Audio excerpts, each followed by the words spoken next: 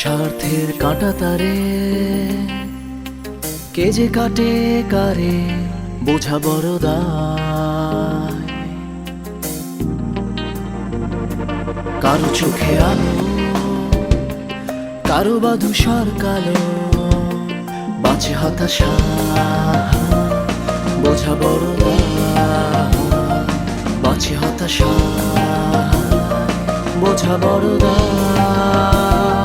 অগ্নিপথ অগ্নিপথ অগ্নিপথ অগ্নিপথ। কিন্তু আমার কি মনে হয় জানেন মাম্মি, সোহা ওই মেয়েটা যেদিন এই মির্জা পরিবারে বউ হয়ে আসবে সেদিন থেকে এই পরিবারের সর্বনাশ শুরু হবে, সর্বনাশ। কারণ ওই মেয়েটা হচ্ছে একটা অপয়া, অলক্ষী। Shut up! ওকে নিয়ে একটাও বাজে কথা বলবে না। ও জিনাত মির্জার ছেলের বউ। বউ এখনো হয়নি জিনাত মির্জা। আপনি ভাবছেন, আপনি স্বপ্ন দেখছেন ওই মেয়ে মির্জা পরিবারের বউ হবে, কিন্তু আমি জানি সব কিছু জানার পর, এই ডায়েরিটা পড়ার পর আপনি নিজেই নিজের আশা ছেড়ে দেবেন।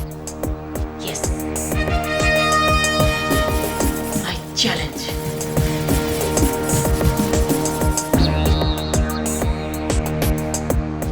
মাম্মি, মাম্মি, ঘড়িতে কটা বাজে একটু দেখুন না, দেখুন না মাম্মি প্লিজ।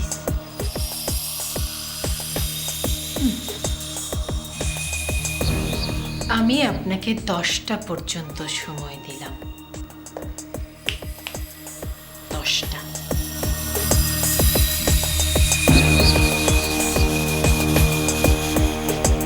10টার মধ্যে যদি আপনি তালাতের সাথে আমার বিয়ে দেন তাহলে ভালো, খুব ভালো। আর যদি না দেন তাহলে খোদার কসম, খোদারই কসম, এই ডায়েরি আমি তালাতের হাতে তুলে দেব।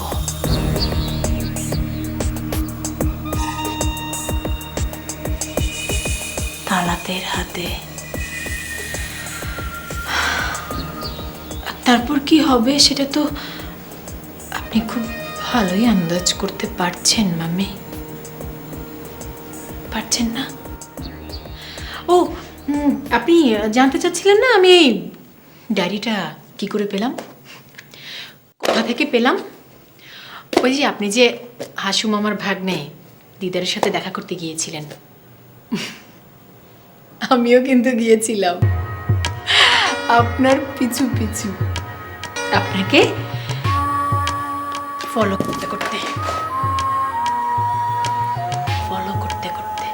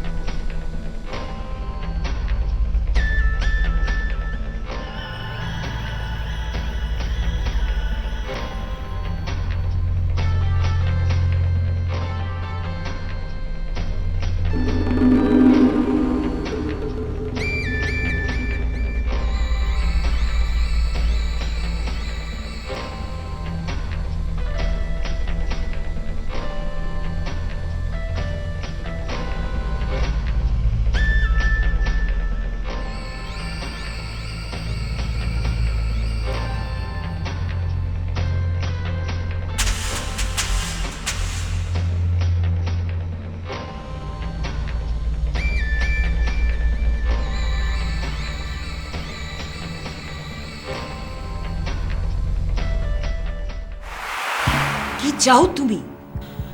সেটা তো আমি আপনাকে এইমাত্রই বললাম মাম্মি। রাত 10টা পর্যন্ত আপনার টাইম লিমিট। ইম্পসিবল।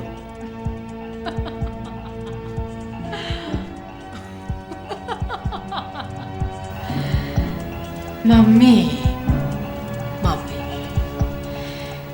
এই মির্জা বাড়িতে এর আগে অনেক ইম্পসিবলই কিন্তু পসিবল হয়েছে। ইয়েস, অতীতে রেকর্ড আছে।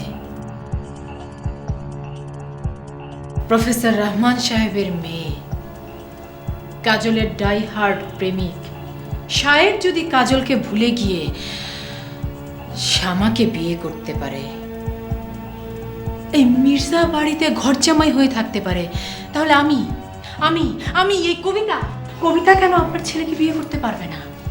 কেন পারবে না? হ্যাঁ, ওই সোহার মধ্যে কি আছে যে আমার মধ্যে নেই বলুন?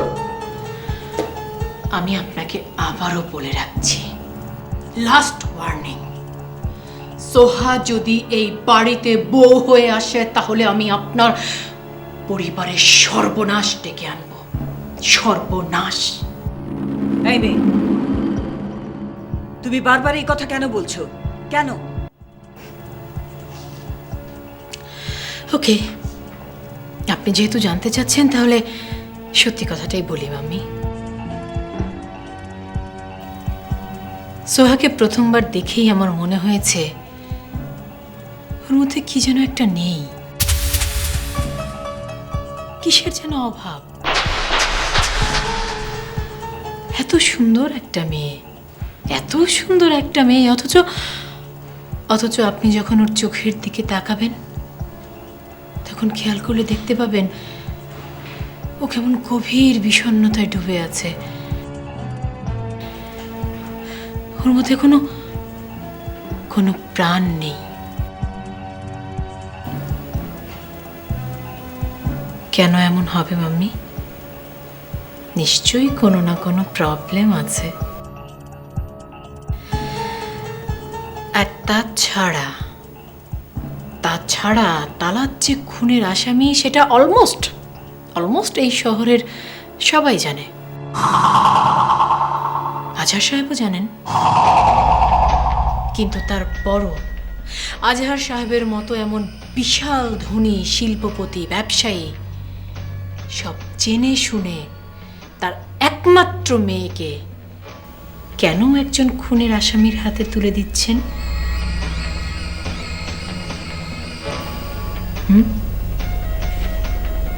কেন?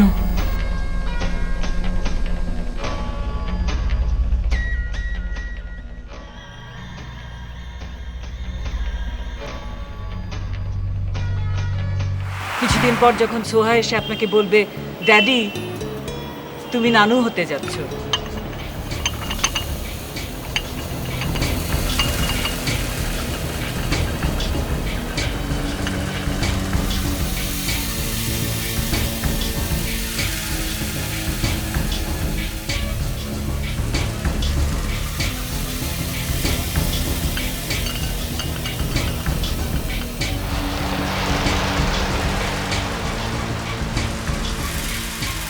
কি হয়েছে আজহার ভাই? Is everything all right? আপনার হাত এত কাঁপছে কেন?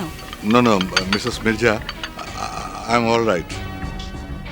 দেখুন, আমি তবুও আমার মেয়ে সোহার ওই বিয়ের তারিখটা পাকা হবার আগেই ওর সম্পর্কে একটা কথা আপনাকে জানিয়ে রাখতে চাই। আজহার ভাই, আজ আমি এই জিনাত মির্জা আপনাকে কথা দিচ্ছি, সোহাই হবে এই মির্জা বাড়ির বউ। দেখুন মিসেস মির্জা, তবু কথাটা আমি আপনাকে বলতে চাই, তা না হলে হয়তো পরে আপনি আমাকে বা আমার মেয়ে সোহাকে ভাববেন যে আপনার সাথে ফ্রড করেছি, আপনাকে ধোঁকা দিয়েছি।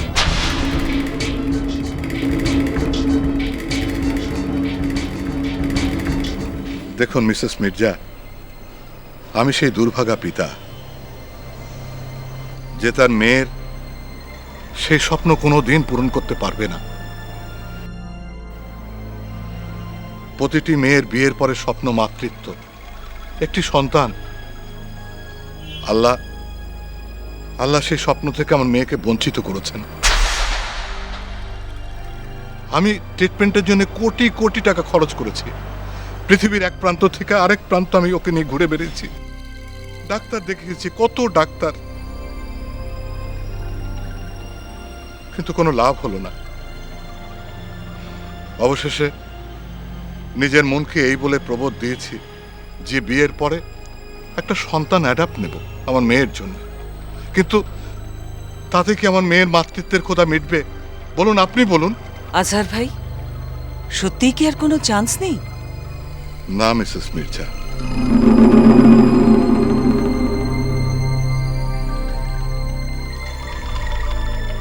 আমি মিথ্যে কথা বলে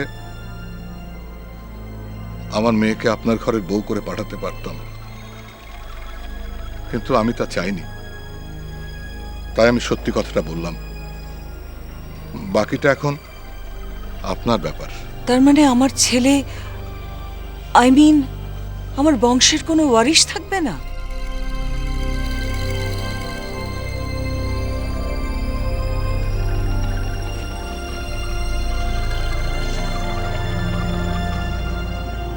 দেখুন মিসেস মির্জা, আমি আপনার উপর কোনো জোর করব না। আপনি যদি রাজি না হন, আমার মেয়েটা কষ্ট পাবে, কিন্তু পরে আমি ওকে সামলে নেব। ছি ছি, আপনি এভাবে বলছেন কেন আজহার ভাই? কেন খামাখা কষ্ট পাচ্ছেন? দেখুন মিসেস মির্জা, বিয়েটা হচ্ছে একটা সামাজিক পবিত্রতা, একটা একটা ধর্মীয় পবিত্রতা। মিথ্যে কথা বলে এই পবিত্রতা আমি নষ্ট করতে চাই না। I like your open attitude Azhar ভাই। সোহার তো কোনো দোষ নেই, তাই না? আমি জানি না অন্য কেউ ওর কষ্টটা বুঝবে কিনা, তাই আমি চাই সোহা আমার কাছেই থাকবে, আমার ঘরের বউ হয়ে থাকবে। বিপদে আপদে যে পাশে দাঁড়ায় সেই তো আত্মার আত্মীয়। নাথিং লাইক দ্যাট, তাই না?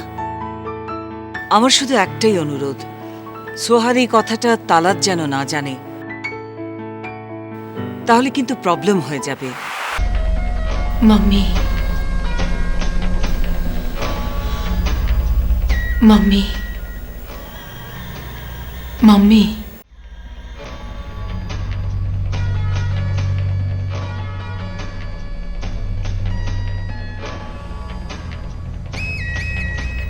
সত্যি সাহেব, তোমার এই বোনটা এত নাটক জানে, এত নাটক। এখন মাম্মির সঙ্গে যে কি নাটক করছে গড নোস। আর আমি তো ওদের সঙ্গে কোনো সম্পর্ক রাখতে চাইনি। কিসের মা, কিসের বোন?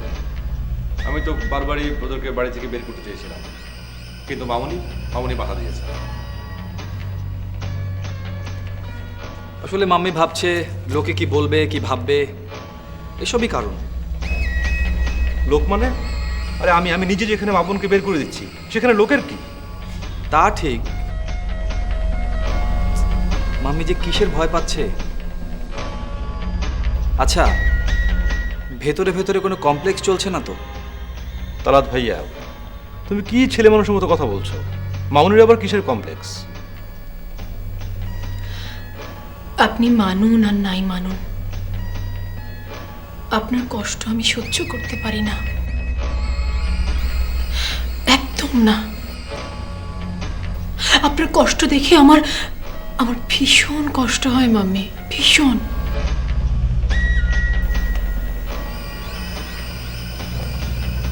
ঠিক আছে, আমি রাত 10টার দিকে আবার আসবো এই ডায়েরিটা ফেরত দিতে।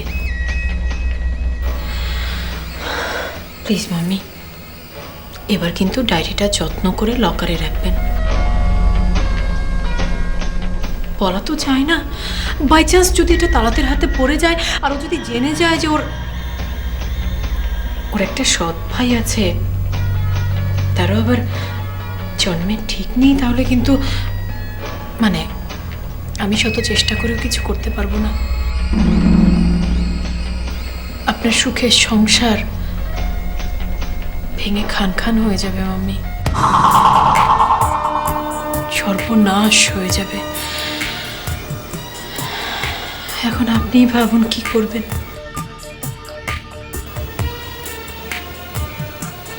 তার চেয়ে বরং আপনি তালাতের সাথে আমার বিয়েটা দিয়েই দিন মাম্মি। আমি কথা দিচ্ছি, খুব ভালো বউ হব আমি, খুব ভালো।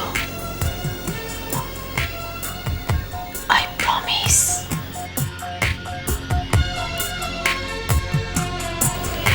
মাম্মি,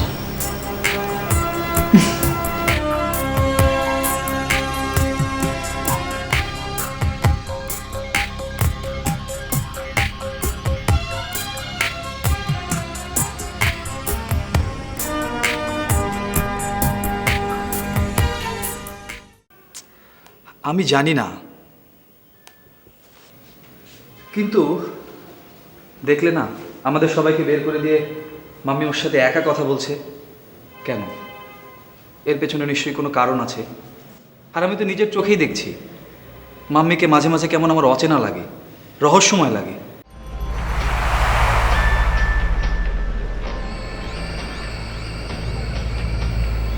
ভাই, তুই আবার নতুন করে কি প্যাচ করছো? হ্যাঁ, সেটা তোমার না জানলেও চলবে সাহের। বোনের বিয়ে হয়নি, নিজে দিব্যি বিয়ে করে বসে আছো। বোনের বিয়ে যে হয়নি সে নিয়ে তোমার কোনো ভাবনাও নেই। আসলে এসব কথা তোমাকে বলে কোনো লাভ নেই, কোনো লাভ নেই। কারণ তুমি তো এখন রোবট হয়ে গেছো। যে রোবটের রিমোট হচ্ছে তার বউ আর শাশুড়ির হাতে। আবার তোমার লেকটা শুরু হয়েছে না? আগে কিন্তু আমি এরকম ছিলাম না সাহের, একদম এরকম ছিলাম না। তাই না? আগে আমি সবসময় চুপচাপই থাকতাম, যে যা বলতো সেটাই মাথা পেতে নিতাম। তুমি তো সবই জানো, জানো না? স্যার, তুমি আমাকে সত্যি করে একটা কথা বলো তো, তোমার কি কিছুই মনে পড়ে না? আমাদের গ্রামের কথা, বাড়ির কথা, মার কথা। কবিতা এসব ফালতু কথা রাখো। হ্যাঁ, ফালতু তো বটেই। বিয়ের পর যারা বউয়ের পা চাটা স্বামী হয় তাদের কাছে বোনের কথা ফালতুই লাগে।